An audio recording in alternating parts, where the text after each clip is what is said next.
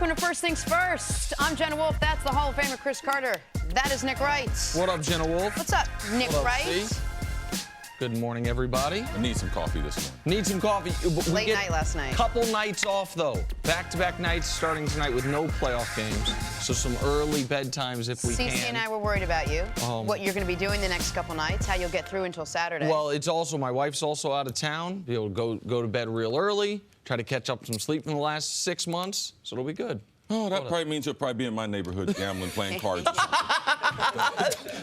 There is Danielle's gone. What's the chance of rain today? 100%? Always is. There is an equally good chance that tomorrow night I'll be down in Tribeca playing a few little cards and maybe sleeping on Cece's couch. But, you know, that's what friends are for. There's a reason we're tired. The game went late. Let's talk about it. Last night, the Rockets reminded us why they won 65 games this regular season and how they won 65 games this regular season. They came out aggressive, they came out in control, and they let other players touch the ball.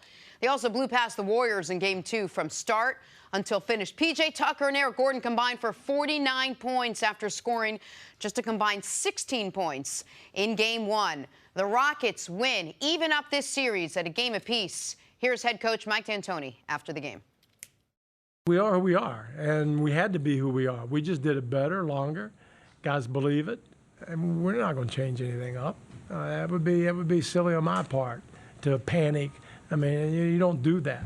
We're very comfortable about who we are, and we can beat anybody, anywhere, at any time, playing the way we play. So we had that mindset tonight after the loss to be the aggressor, and we have to keep that same mentality in Game 3 and Game 4. Like, no matter where we are, if we have that mindset, we're in good hands. They were desperate tonight, and they played like it, and we didn't.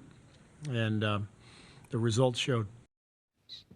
Look, yesterday we heard Rockets coach Mike D'Antoni say, this is the way we played. We're not going to get away from it. It's what drew us here. It's what got us here. It's what gave us the #1 seed. And give him credit for going out and basically playing the same way. And now we've got ourselves a series. How are the Rockets, CC, able to turn things around in Game 2? Yeah, I'll give the coach credit because I think there was only two things that he could do.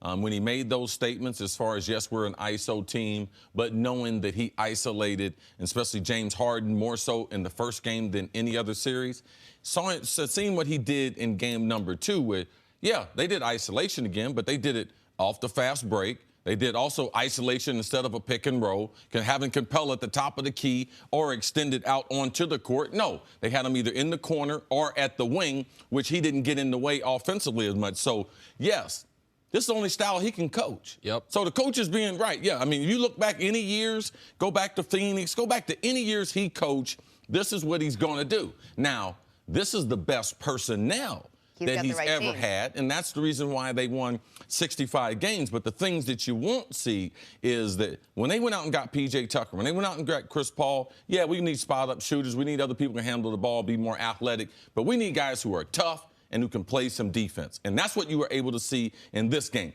I'm not going to go as far as Steve Kerr and say they were desperate, but what they did was they played defense, and they played with the type of energy that a championship team needs to play with. They recognized that from game #1. So, yes, they got up and down the court, but Clint Capella getting out on the – when you see him isolated on Kevin Durant, it's an inspiration to his teammates being out there. You got Kevin Durant, one of the best ball handlers, who lit him up in game #1. Great sequence. Was on fire in game #2. He gets switched on Kevin Durant. And when you can slow down one of the best offensive players in the world, it sends a message to the rest of the teammates. This is the type of effort that we need. And you could see it went from the coach and the style that they're going to play into their leaders, Capella, Chris Paul, and the rest of them. And you could see it on the court. Listen.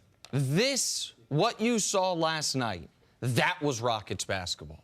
What you saw in Game 1 was a bad version of Rockets basketball. Last night, their defensive rating, identical to what it was for the season. Their assist rate, nearly identical. Their turnover percentage, identical. Their fast break points, identical.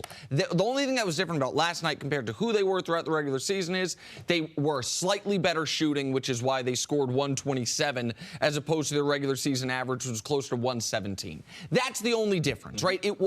That is Rockets basketball. I talked about how they led the league in isolation plays in Game 1. In the regular season. In Game 1, they had the most isolation plays any team has had in 5 years. In Game 2, they had more, but it looked differently. Why? Because, see, you brought up a stat that the broadcast showed that was remarkable, that James Harden in Game 1 had more dribbles than who? All three of the Warriors. Like, it was amazing. Klay, Steph, and KD. Those three players had 549 dribbles in Game 1. James Harden had 550. So it wasn't that they didn't isolate in Game 2. They isolated at the exact same rate as Game 1. Yes. It was quicker isolations. It wasn't dribble for 17 seconds. There were no shot clock violations the entire game. And it was isolations to drive and kick, to get guys open. Yeah, they didn't make up their mind on isolation that they had to get to the hole. Sometime if they could get to the hole and finish, they did, which got the Warriors in foul trouble. But most of the time, they drove in, got 2 feet in the lane, Nick. We talked about this, kicked out to an open shooter or the hockey assist where that guy dished the ball to someone else for a better shot. And I want to say one thing quickly about the defense that I will give the Rockets credit for, because it took courage. Kevin Durant is locked in. Right? Mm-hmm. Kevin Durant, 38 points to finish the last series, 37 and 38 in this series. And they decided, we are not going to do what I said they should do, consistently double him. They said, if KD is going to get 40, he's going to get 40. What we're not going to allow is him to get 30, but then Klay to get 25, Steph to get 30.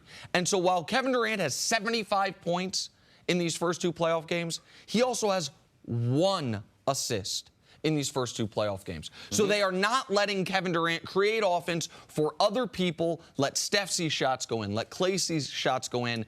And I agree with Steve Kerr. I thought it was odd Steve Kerr said it, but this was a desperate Rockets team. You can't go down 0-2 at home. It's odd to hear the other coach say the team was desperate after just 1 game, but he's right. You can't go down 0-2 at home. It's the most important game the Rockets have played as a franchise, I don't know, in 20 years, you could argue, and they came out and did exactly what they needed to do. You're right. Kevin Durant is completely locked in and seemingly unstoppable. But Steph Curry came out again and struggled last night. How much of what Steph Curry is doing right now is because Houston is limiting him? How much of it is because he's getting frustrated? Or do you think he's just not 100%? No, this is playoff basketball. Steph's 100%. He's on the court. All right, you're on the court. You're accountable. No one's going to give you some type of built-in excuse. Thank you. You have signed up for what you're getting ready to get. It's the end of a long, long season. No one's 100%, but it's good defense by Houston. But it's also, this team knows Steph. They're familiar with Steph. And Steph is a little limited. He's going against the best backcourt in the NBA in Chris Paul. And not necessarily Steph, but Klay. Klay not getting off. That prevents Steph from being able to be a volume shooter. And a stat that was given to me was really important was Chris Paul, when he is guarding Klay. I know you asked me about Steph.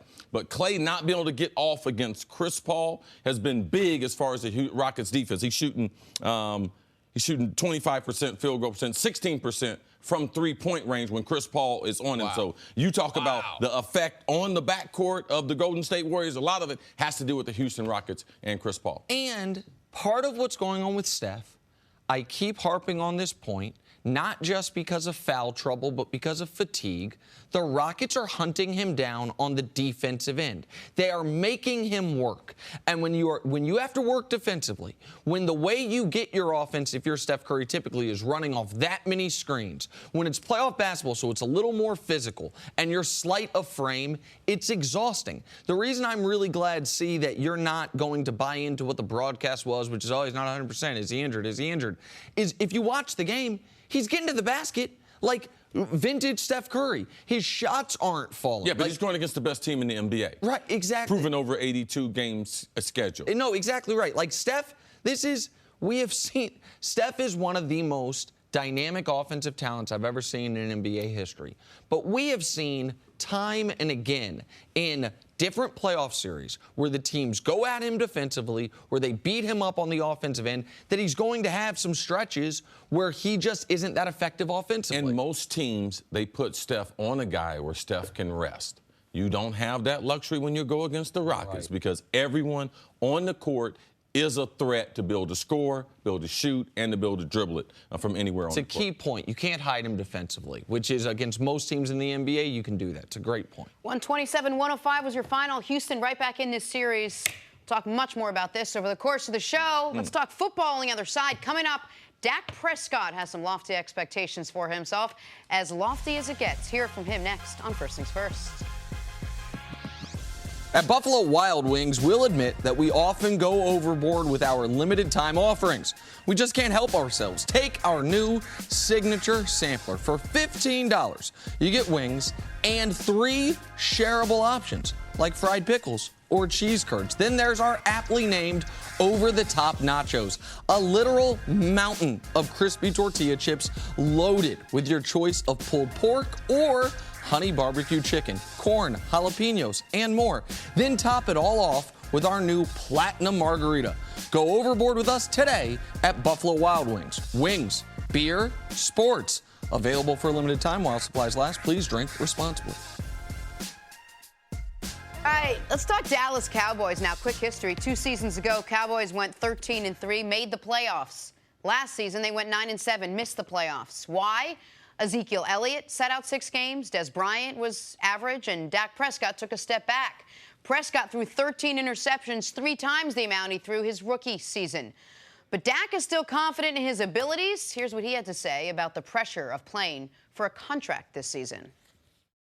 I want to be the best I can. I want to be the best quarterback that the Cowboys ever had. You know what I mean? So when I go in each and every day, it's just about working to be the best player I can be, and all that stuff comes when you play the game well. We've talked a lot about the Cowboys, CC, this offseason, between Dak and Zeke coming back, between Dez and Witten not being there. Are the Dallas Cowboys set up for Dak to be a top-tier quarterback with everything they have and the pieces they have in place right now? Well, I don't know. That's one of the questions going into the season. Can they answer that? You know, is Dak an elite quarterback, and or have the Dallas Cowboys put in a position to be an elite quarterback? And if he's going to be an elite quarterback, first thing you have to do is look at Dallas, what style they're going to play.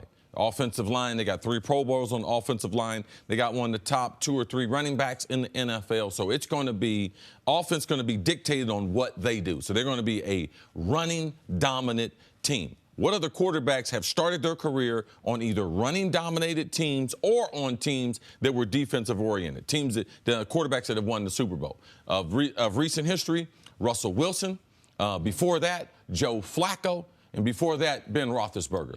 All these quarterbacks, especially Ben and Russell, took over defensive-oriented teams when they were very, very young. And that's just like taking over a team that has a dominant running game. Would you add maybe to that list Tom Brady? When the original iteration they of the weren't Patriots? Defensive dominant. Okay. I would say they were just a good team. All right. I would say in the skill sets of those other 2 players, I'm going to try to tell a story between the 2 of them. And I just believe it's very, very important that how do you change that ID from the team that you took over? Ben, when he took over, they were defensive-oriented, went to the Super Bowl, managed the game. All right, after that, what'd they do? They got Ben some weapons around them. They started throwing the ball a little more, started trusting them. Then they became prolific in the passing game. Russell Wilson, he's very, very similar to Dak. You know, not a high draft pick, took over because either I'm better or a guy's injured. Now, Seattle had a defensive-dominated team and Marshawn Lynch. Got him a couple wide receivers, unheralded. They developed in where they could throw the ball at a high, high rate. Now, Dak, what's he going to do? I don't believe the defense is going to become dominant. Did Dallas get him the type of weapons around him that I believe help him become one of the most prolific offensive throwing teams? No, I don't see that. So if he is not careful, he's going to end up like Joe Flacco. Because Joe Flacco took over, they haven't changed their ID. Right. But maybe they tried and realized they couldn't. Didn't Baltimore at least try? I mean, they just saw he wasn't able to do it. Baltimore has never put the necessary resources behind Joe Flacco to help him become an elite passer. Now, people might say, well, Joe Flacco, you know, he hasn't helped Baltimore. But Baltimore has been a defensive-oriented team since Ray Lewis has retired. They're still trying to figure out what their identity is going to be. But Flacco, I mean, the best weapon they gave him post-Super Bowl is Steve Smith. Yes. At the later portion of his career. Like, I mean, so that's I think the point is that they didn't, those other teams brought in, Seattle brings in Jimmy Graham, and they developed the young wide receivers. Pittsburgh, we know, they spend high draft pick on Mike Wallace. They also develop Antonio Brown. Like, they give him the weapons. So you're saying Dallas right now, Dak's best receiver is a guy don't want to be known as an athlete, want to be known as a rapper, and Cole Beasley. I mean, like, that to me is not setting you up to play great. All right? They need a number one receiver. They don't have one on their roster. And teams, as we saw last year, put more and more people committed to the line of scrimmage. They slow down Zeke. And then what do? Now the rest of the pressure is on Dak, and we haven't seen him grow. And that's the question that he's going to have to answer this season. I got a question for you here. And if you are a great quarterback, I'm not saying Dak is, but if you are a great quarterback, rank these for me in order of importance. A great offensive line, a great running back, a great wide receiving core. If you're a great quarterback, your wish list, number one would be what? A great offensive line. Number two would be what? In this new NFL, it's hard to say with a running back because there's so many guys that seem to do it by committee. I would say, if he's going to be a special Hall of Fame back, I would say the running back compared to the wide receiver. Okay, so this is exactly what I thought you'd say. If you're a great quarterback, the weapons around you are less important than, are you protected? And does the other team have to respect the running game? Give yourself a chance to succeed. Right. Do you have a chance to succeed? And is the other team's game plan going into the week only about stopping the passing attack, or do they also have to worry about stopping the running game, right? So don't know if your quarterback is a great quarterback. Well, so that's you walked me right into it, Jenna. If you're already a Pro Bowl quarterback, if Drew Brees stepped into the Cowboys, yeah, I think Aaron Rodgers, any of the great guys, they'd be like, this is awesome. I'm never getting hit. My running back's great. I'll make the wide receivers spectacular. Right. But if you're not yet a great quarterback, you might change that order of importance. You might say, man, I'd really like some wide receivers that I know can go up and get the ball for me. Mm-hmm. Someone that I know is going to win 50-50 balls. Someone that I know that if I throw a quick slant to, he can maybe break it open and make those chunk plays. And that's what Dak doesn't have. So in order for the Cowboys' philosophy to make it look like they've got a great offense, Dak then has to be that first group because the wide receivers aren't going to do it for him. And if Dak is saying, I want to be the greatest quarterback ever, the Dallas franchise have to realize the two greatest quarterbacks they ever had, the great Roger Staubach and Troy Aikman, look at the players they had around them. Of course. Not only did Roger have the legendary coach, he had the innovation of the coach, the new offensive thing, first team to go in motion with the shifts and everything, but in the backfield, wide receiver, like Pro Bowl players at that. Troy Aikman, he's part of the triplets. Michael Irvin, Emmett, Hall of Famers, Hall of Fame offensive linemen, Pro Bowl offensive linemen, 3 of the 5. So they had the supporting cast, which supported the quarterback that they could eventually get to that greatness that the both of them reached. So getting back to what you said, rank what you think that Dak Prescott has. So where, as far as his offensive line, his running back, his running game, and his wide receivers, they have a running game. I think they have one of the 5 best offensive lines in football, and when healthy, arguably one of the 2 best. I think they have, when healthy or when on the field, one of the 2 best running backs in football. And I think they don't have one of the 22 best wide receiving cores in football. Okay. I think that's where they're at right now. So if you have 2 of the 3, isn't that sort of the Cowboys setting you up in some capacity to be successful? I think it's setting the team up potentially to be successful, but not necessarily Dak for the progression that we thought he would have. In the NFL, you move the ball by the running game, but you score the football by the passing game. And right now, they're not scoring enough touchdowns to be able to offset their defense. All right, cool. Take a break. Coming up, hey, Kevin Durant quotes Forrest Gump. That's next. Really? First things first. Back here on First Things First, we're going viral. The New York Giants have high hopes for their rookie running back, Saquon Barkley. And if his golf game is any indication, they should have no concerns whatsoever.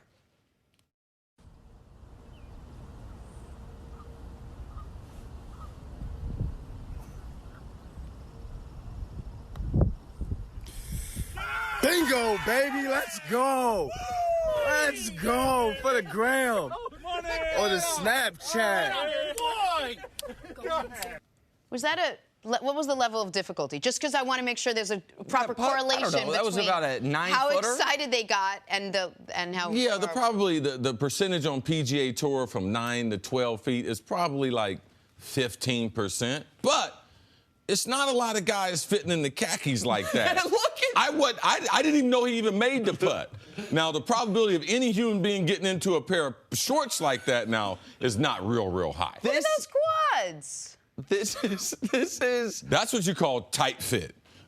I mean, this guy is built, man. You said it when we were at the Ohio State game. Oh, absolutely. The guys, they weren't wearing their jerseys, so you didn't see their, and I didn't know what Saquon's face looked like. And CeCe just said to me, he's like, guess which one of them's Barkley? There's 30 guys just jogging. They weren't running full speed. Yeah. And you could just, man, I was like, is it, you got it. Like, he just stands out, man. 220, 6 foot. I mean, he is packed full of muscle. Workout phenom like you, Jenna. Loves to be in the weight room. It does. Powerlifting champ.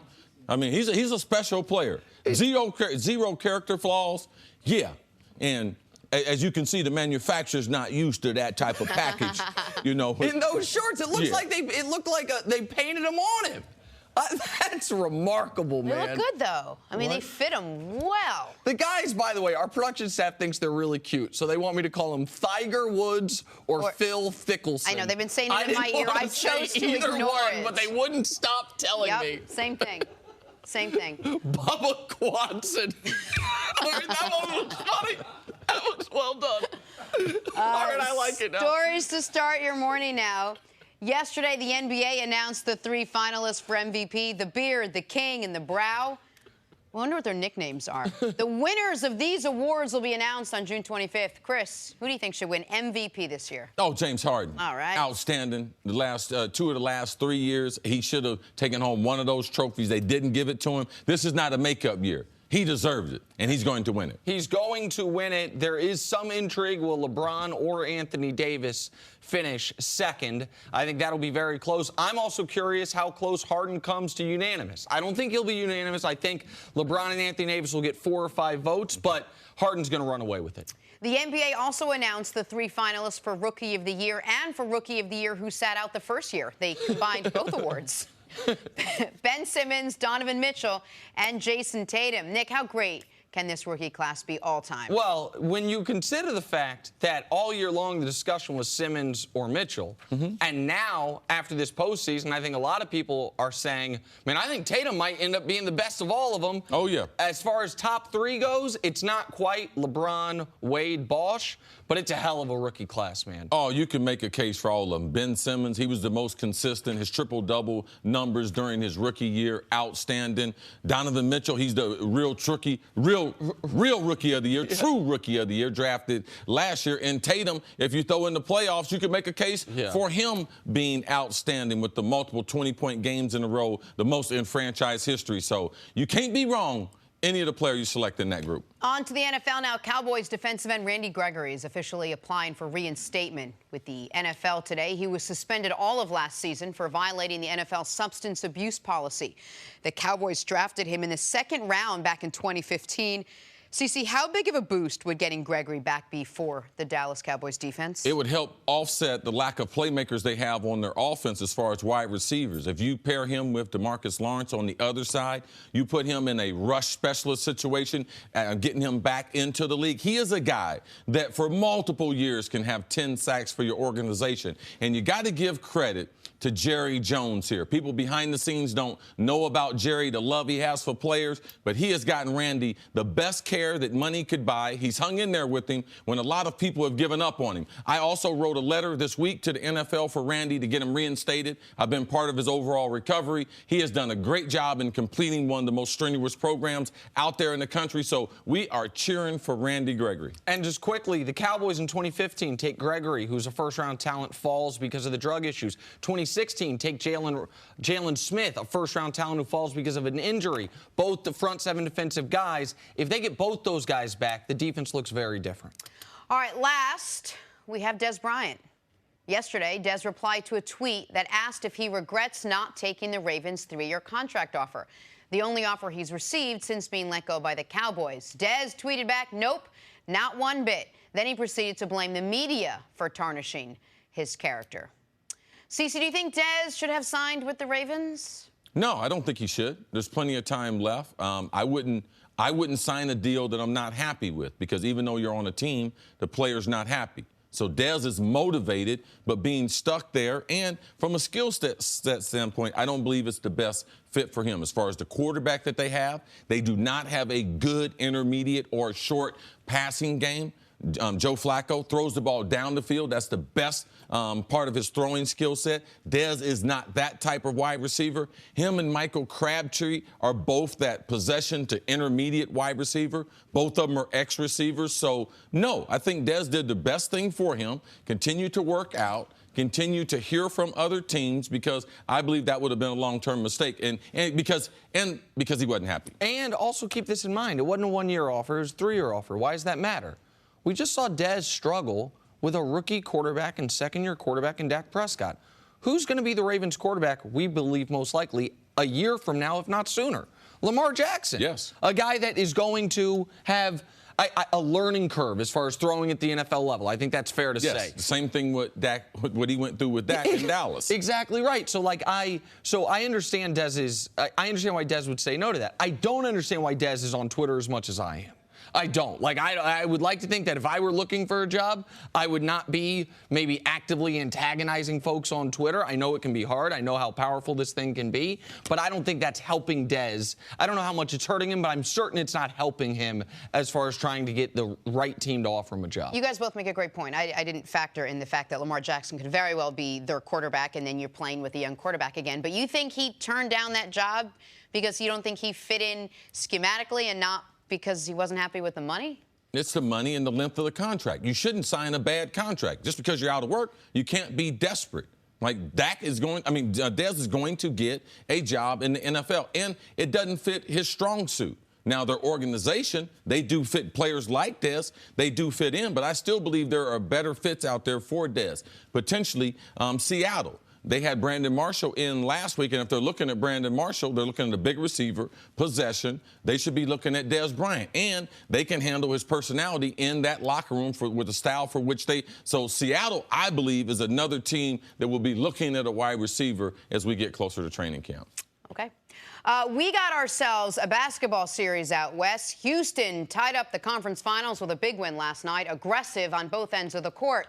Houston went at Steph Curry hard, and it worked, as Steph couldn't find his shot, going 1 for 8 on three-pointers. Kevin Durant, however, stellar, again, pouring in 38 points in the loss to Houston. Afterwards, KD said, quote, "Hey, expletive happens. We're not invincible. We're not the juggernauts of the NBA. We're a good team, but that's not a great team. But that's a great team, rather, on the other end as well." Nick, you think the Warriors can be beaten now, or was last night the outlier game? We will see if last night was the outlier game. I think a lot of people had Warriors in 5 and thought the one game the Rockets would win is Game 2 in Houston. So we'll see if those people are proven correct. Do I think they can win? Yes, I think they can win. And I've been trying to make sure when it comes to my Warriors analysis, it's actual analysis rather than hopeful optimism, because of my concern about whether or not this team is going to go on some run that removes any competitive balance from the NBA over the next few years. But the Rockets yesterday, aside from PJ Tucker, nobody played out way over their skis. It's not like, oh, there's no way they can play that level of defense again. That's the defense they played all year. There's no way they can, turn the ball over like that few times or force. They played a typical Rockets home game last night. They got 2 more of those home games theoretically in this series. Do I think they can win? Absolutely. Do I think they're the favorites anymore like I did going into the series? No, because they no longer have home court in the series. But can they win? I do believe they can win. But you wouldn't say there's no way that only one of the 4 big Warrior stars are going to actually show up. What I would say is I think Draymond offensively is going to be limited all series. And so I think, listen, Clay was limited last night, and Steph's been limited in both games. But I also don't think KD is necessarily going to average 38 a game for the series. He might average 32. I don't know if he's going to average 38. Go ahead. It's the flow of the game. He realized he had to do more in game number 1 because Steph didn't get off. KD got him off to a great start, so he's going with the flow of the game. Clay couldn't get hot in game number 2, so he's got to get more buckets. They go more isolation to him. But the fact that Houston, they talk about they didn't change their style, they didn't do isolation. Can they beat this team? Yes, if they play at the pace they did in last night's game, they can. During the regular season, they averaged 17 dunks and layups a game. Last night, they get 24. Well, how'd they get most of those? Either off of makes or off the rebound. Immediately, they got on the attack. So you don't want to play against Golden State, just like Cleveland in the other series, you don't want to play against their half-court defense. Celtics probably best in the league. Well, the numbers prove best in the league. And the Warriors probably number 2 or 3 in the league. So get out on the break early. Try to get some fast break or layups. And if not, going against that defense, unsettled, you still have a better percentage of getting a good shot. And listen, I know obviously Houston wanted to be up 2-0 in this spot. But I also know, without a shadow of a doubt, this isn't conjecture. This is from talking to people around the team. Houston, from the top down, they've had one goal all year long. Can we get the Warriors to a best of 3 where 2 of those 3 games are in Houston? What does that mean? It means get home court advantage in the playoffs and have it tied at 2 after 4 games. Can we get in that situation? Because Houston knows everything Daryl Morey's done, D'Antoni, Harden, MVP, they know that the Warriors are the more talented team. They know that the Warriors, over a long enough horizon of a sample size, will beat every team in this league in a series. So they want to shorten it as much as possible, add some variance. That's part of what the three-pointer does. Now they know if we can get a split in Golden State, we've done what we set out this year to do. Have it be a best of 3 with the first and the third game in our building and see what the hell happens. The other thing they want to do is play the kind of basketball that got them there, is what I hear from every single member of that team and the coaching staff. We want to nail our three-pointers. We want to play whatever type of isolation ball we want to play. And last night they did. They hit 16 three-pointers. When they hit 16 three-pointers or more a game, they're 42-3. The Rockets. Great number. That's an incredible number. They did that. They played their game. All their shots were going in. And it wasn't just from James Harden like it was in Game 1. Yeah, and it's also not only the shooting, not only the threes. The record there is outstanding with the threes. 16 of those in last night's game.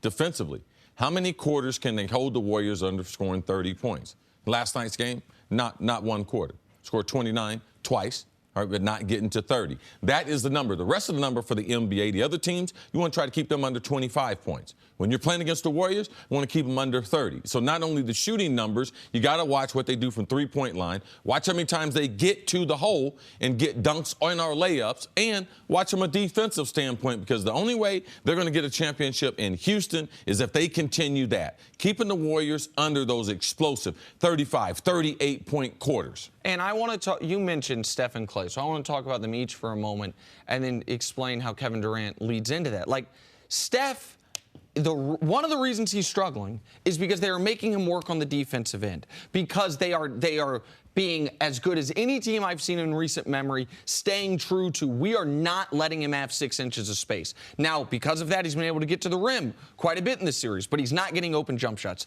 See, what was your note on Klay Thompson when CP3 was guarding him? What's he shooting? Oh, yes. Shooting, was it 25%? 25%, 16% for three-point range. All right, well, CP3 is one of the greatest point guard defenders we've ever seen. Like, so that there's a method to that. And then there's Kevin Durant. Like, if we could show America what Kevin Durant's totals are in this series, 75 points, that jumps off the page. That's crazy. 6 rebounds, 1 assist. Not so crazy. And 1 total steal and block. The 1 assist is remarkable. It's remarkable. So why do I bring that up? They are refusing to leave guys to help on KD. They are refusing to let KD's offense be a virus in a good way that affects his teammates. That we're so scared of what KD's doing that he all of a sudden is getting other guys flowing. If you can hold, so 38 points sounds, it is amazing. But if we're talking like 38 points and 1 assist, or 37 points and 0 assists he's had in these 2 games. Then those are the only points. Right, that's the same line as a 25-5 night. Right. Right, and when it comes to points created. So that's, the Rockets have been earnest in that effort, and it's been sick. Well, last night, it was successful for them. All right, we're going to get back to football on the other side. Coming up, does Aaron Rodgers still have a lot to prove? That's next. First things first. Welcome back to First Things First. We're now joined by former head coach Eric Mangini. What's going on, Eric? Good Coach? morning. Good to see you guys. How are Everything you? good? Yeah, excited to talk about all the great topics we have. Oh, yeah, absolutely. We're excited to do it. Well, we're going to talk about a great quarterback. Okay. Last season, Aaron Rodgers was limited to just 7 games with a broken collarbone. As a result, the Green Bay Packers missed the playoffs for the first time since 2008. Probably just a coincidence, I'm sure. He recently was asked about what drives him entering his 14th season. He said that he's driven by, quote, sustained greatness, and added that he wants to have a fairy tale ending with the Packers. Coach, does Aaron Rodgers need to win another Super Bowl to cement his greatness? No, not at all. When you look at Aaron Rodgers' numbers versus other great quarterbacks at this time in his career, it's pretty impressive. He's got more touchdowns, more yards, less interceptions than Tom Brady, Peyton Manning, Dan Fouts, Joe Montana, Brett Favre. Who am I missing? Who am I? Drew Brees. It's almost everyone but Marino, right? As far as at this point in his career. Yeah, the numbers are incredible. And when you look at it versus Brett Favre, he's got, I think it's 80 less interceptions and 60 more touchdowns. They have about the same record. They have an identical record. So his numbers comparatively are impressive, but in coaching against them, there's so many things that he does well. His accuracy, especially his accuracy on the run, is amazing. You can be in tight man-to-man coverage with a very small window, and he's able to put it in spots that you could give other quarterbacks 10 chances to do it, and they couldn't get it there. So I don't think he has anything to prove, but I would like him to see, or would like to see him have more Super Bowl wins. I think he should have more Super Bowl wins. And certainly appearances. Like, it's the one win, but it's also just the one appearance. Listen, I'm not old enough to have watched live Dan Fouts, but I hear Chris and you talk about how ahead. Really, we're gonna go there? No, well, no.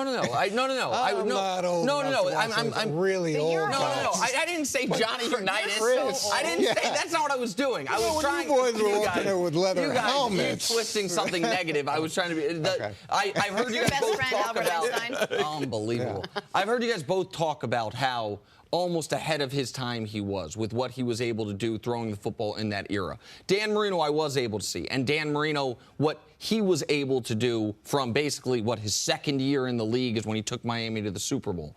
I have felt that in my era of watching football, no one's a better thrower of the ball than Aaron Rodgers. That as far as raw quarterback talent, ability to make every throw, tight windows, whatever it is, I've never seen someone better. The reason, though, that he is not discussed as Montana or Brady or even Elway, like, is he the greatest quarterback ever, is the Super Bowls. It is purely the Super Bowls. If he wins just one more Super Bowl, I would say people will start having the Rodgers-Manning argument. People will start having for a quarterback, to me, if you want to be considered the greatest at that position ever, you have to have two things: amazing statistical resume and multiple championships. It's why for a long time, fairly or unfairly, Peyton wasn't in the discussion until he had this last act of his career with Denver, getting to another Super Bowl, setting more records, and then ultimately getting another championship. That's the one thing Rodgers is missing from a historical context, even if our eye test says this guy's as good as anyone we've ever seen. He is as good. Dan Marino and myself, I'm a little bit older than Nick. Dan Marino and Aaron Rodgers they're the best throwers of the football in the last 40 years. Warren Moon is very, very close, but I'll just keep it at Dan and Aaron. The reason why Dan is not in the conversation, one of the greatest quarterbacks, is because he didn't win any Super Bowls. Went to one Super Bowl, didn't have the support around him, didn't have the running game. So maybe in our eyes, Aaron Rodgers, like, we know how great he is. We know how hard he is to defend. As a wide receiver, man, what it would be like to play with him. But in the era where this is what we judge the quarterbacks by. Since Aaron Rodgers came into the league, the Super Bowls have gone like this: Big Ben, Peyton, Eli, Big Ben, Breeze, Rodgers, Eli, Flacco, Russ, Brady, Peyton, Brady, Nick Foles. So in this era, we've had a couple guys that have won multiple Super Bowls. Mm-hmm. Now, you can't retire as Aaron Rodgers and say, wow, when did you play? Man, I played in the era where Ben won 2, Eli won 2, Peyton won 2, Brady won 2. Mm-hmm. But I only won 1. Now, I don't consider that not a Hall of Fame career, but if Eli, and especially Big Ben, because they were supported by their team, if they got a couple Super Bowls, then if he's going to be included in that class, he's going to have to be able to get another Super Bowl. Not to affirm what I believe in him, but based on the way people judge the quarterbacks, Coach. It's interesting, though, when you look at Peyton's last Super Bowl, you wouldn't look at that and say Peyton drove that last Super Bowl. Absolutely. It was the defense that drove that Super Bowl, but his different than John Elway. Yeah, the Elway, and when you look at Eli and the defenses that they had in New York, and so, and even Big Ben's first one, for sure. Big Ben's first one, a great defensive team. So I don't think it's fair. I don't think that's necessarily the most fair evaluation is how many Super Bowls they get, because you'd have to put with Peyton's. How much credence do you want to give add that last one? Yeah, Peyton was much more impressive the year in Denver that they lost the Super Bowl. Yes, you know those what I mean? 2 years, yes. The numbers. But the year they got to the Super Bowl and got crushed by Seattle. And amazing. He was unbelievable. The year before that, he was unbelievable. And then that last year, remember, I mean, he was injured, but then they were sticking with Osweiler, and then they only went to Peyton at the end of it. And when you look at this year, as much as Brady did in this past Super Bowl, he couldn't overcome what they were doing defensively. I mean, he gave them every single opportunity, the numbers, the points, all those things, but he couldn't overcome it. And in football, if you don't have that complementary or at least adequate defense and special teams, you're always going to be swimming upstream. So if we give Peyton credit for having won a Super Bowl, even though statistically it wasn't that impressive, what's more important? I mean, could you have great stats and not have the Super Bowl, or you could be Joe Flacco and have a Super Bowl and not have the numbers? Listen, there are two names on that list that stand out like a sore thumb. One is Nick Foles, one is Joe Flacco. Yeah. Just period, point blank. Like, those are two guys that we're listing other guys where if you take those two guys off, the worst quarterback on there is Eli, and Eli going to end up in the Hall of Fame. You know, I mean, I think most likely he will with the two Super Bowls. But Foles and Flacco. Foles and Flacco are but they're also the outliers on the list. Yes. But the other supported by their team. Exactly. But what's odd is when we're talking about pure passers on the list, the two best pure passers might be the two guys on that list that only have one. Breeze and Rodgers. Two guys, like, I think I think Brady is in the argument for forget quarterback, greatest football player ever, if such a thing exists. But that's not because you watch him throw the football and you say, oh my God, it's perfect. Like, Breeze has done it. What Breeze has done with just the raw accumulation of yards, what Rodgers has done with different guys at wide receiver, not a ton of all-pro caliber weapons around him, a team that doesn't spend a ton of money in free agency.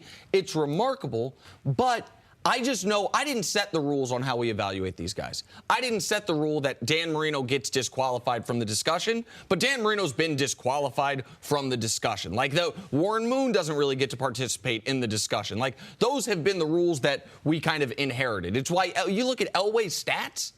Elway's stats are, even when you adjust for era, are not impressive. The dude went to 5 Super Bowls and won 2 of them, so he gets elevated because of that. Yeah, and where are the rules? Like, who sets the rules in terms of what we can discuss as the great? Take Council? I haven't been to that rule committee meeting. I think that if you were doing a draft and you had all those quarterbacks on the board and you were starting a team, forget about any rules or who would you want to take. And I think that Aaron Rodgers would be right up at the top of the list.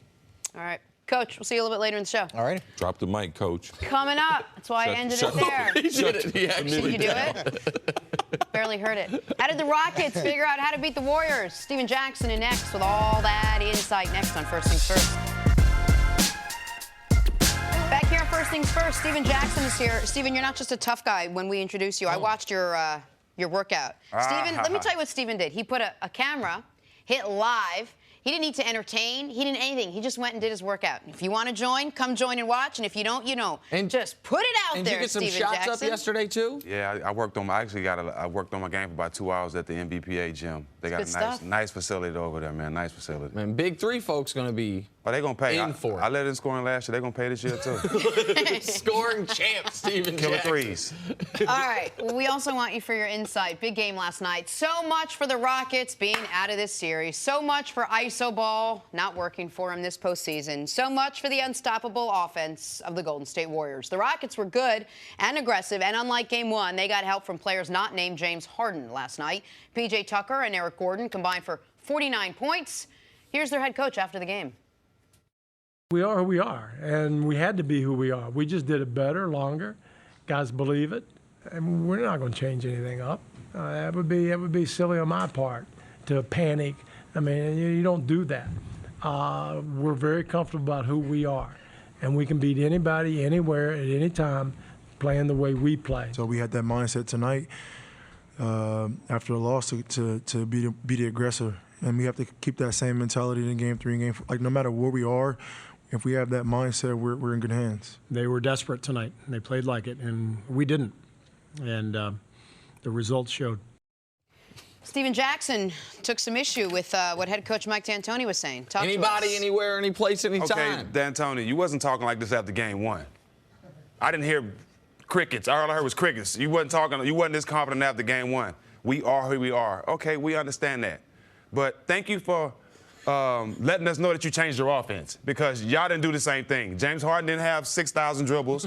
Chris Paul didn't have 6,000 dribbles. Y'all shared the ball. They did what I said yesterday on the show. Yes. They gave the guys who you expect to guard all game a chance to be good on offense. Gave them some love. You share the ball.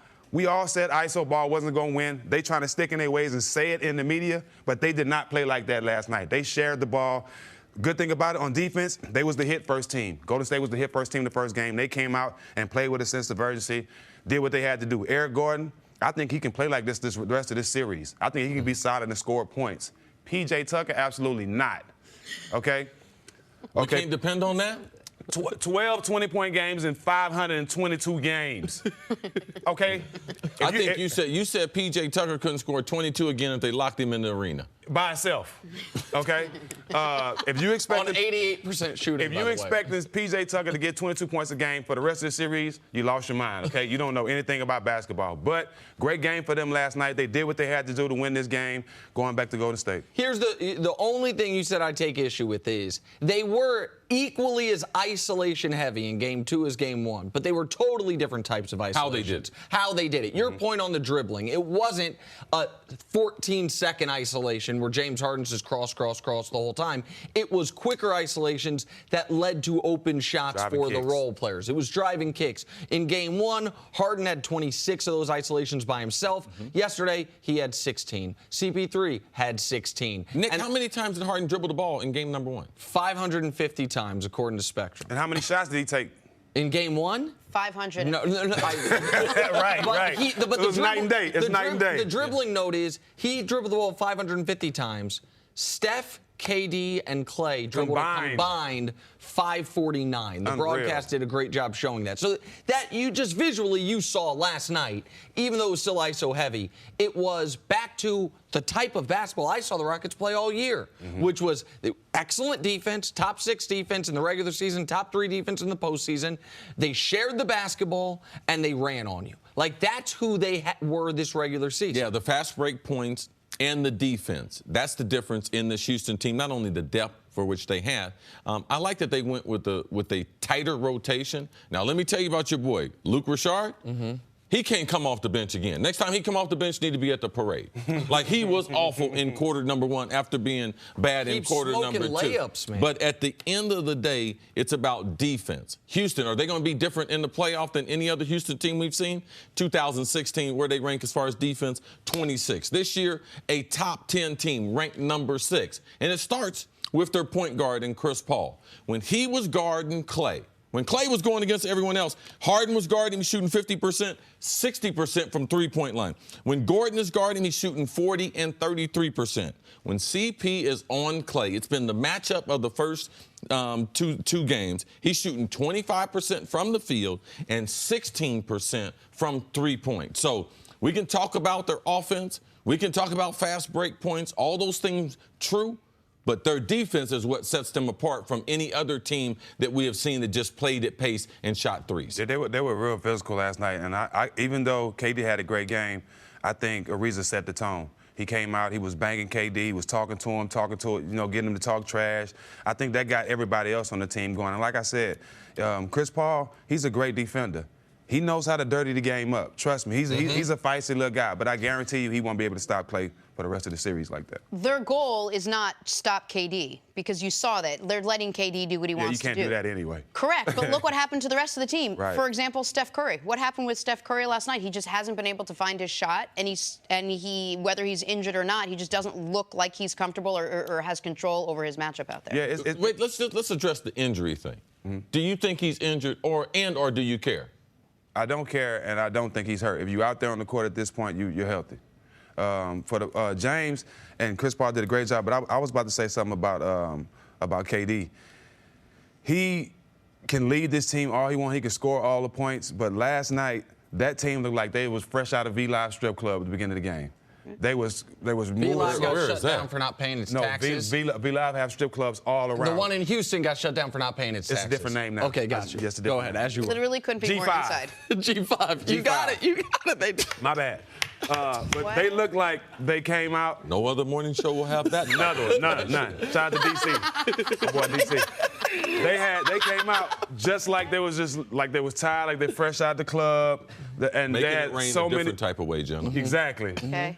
So many turnovers. Draymond had like 4 or 5 unforced turnovers. They were just they looked like we showed up today. Let's hurry up and get this game over with so we can get back to Golden State. We did what we need to. That's how they started the game off. And KD, the only one came to play last night. And I'm not gonna sit here and be like the Warriors. They lost game 2. They're screwed. I'm not saying that. I think most people, if they picked Warriors in 5, which was a popular pick, thought the one game Houston would win would be game 2 at home.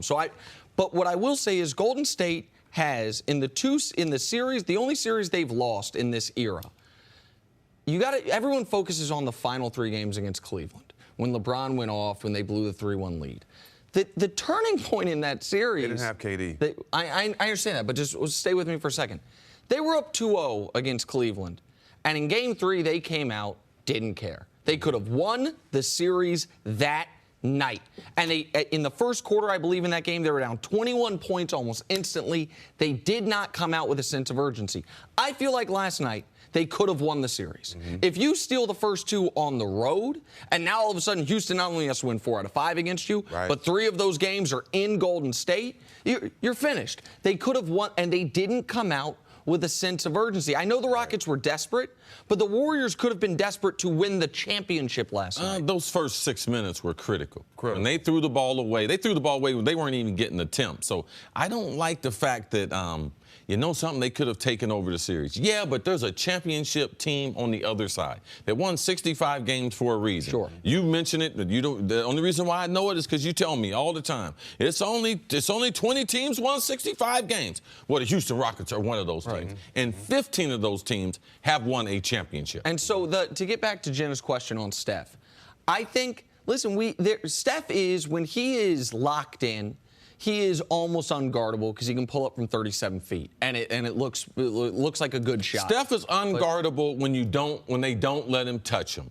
When you start getting in the playoff, Steph Curry, it's a different thing. Well, that's what because you can be more physical with. That's what I wanted to ask you about. A lot of players. How much of Steph's struggles in this series? We've seen Steph struggle in a few NBA Finals. Is the other team will target him and make him work defensively when you're playing in this series or in the NBA Finals? There's usually nowhere to hide defensively that you can have him go stand in the corner. So he's using energy there. The refs let you play a little bit more so you can bump him a little bit more. There were a bunch of times last night when he did get to the rim, he thought he should have got an and one. They didn't give him the and one. But he played through it. And he played through it. Like, how much of that is that this level, not level, but this time of year, this type of basketball doesn't exactly fit his strengths with his body type and with just his overall ability to play on both ends? Well, we can't say it don't fit his strengths. He's a 2-time champ, 2-time MVP. So you can't say that. It's just Houston did a better job of being more physical from the jump last night. I don't think it's going to be like this whole series. Yeah, he's been battling injuries and all that, but I guarantee you, after this Game 3, we won't be saying that. I think he's going to get his offense back. I'm not saying they're going to beat Houston, but I'm saying he's going to get his offense back, and he's going to play what? Every time you go home, after playing the first 2 games on the road, you go home feeling great. Just being in your arena, sleeping in your own bed like we talked about the other day, it's a different feeling. And when you talking about a team like that, going home, one of the best home teams in the league, I'm not worried about it. One thing watch with Steph, too, the refs aren't giving him the call. He shot 1 free throw yesterday. Got fouled a bunch of times in the lane. But if he shoots 1 free throw, that doesn't play to his strong suit. But I'll be worried if he was whining about calls afterwards and not getting them. He played through it. They took their L, like Katie say. We're not the NBA juggernauts. We're human. By the way, in an odd turn of events, the house that, because they started their Hampton 5 last night, the house that Katie rented in the Hamptons when they all met together was rented, put on the market on the market for $15 million. Nice. Action Jack.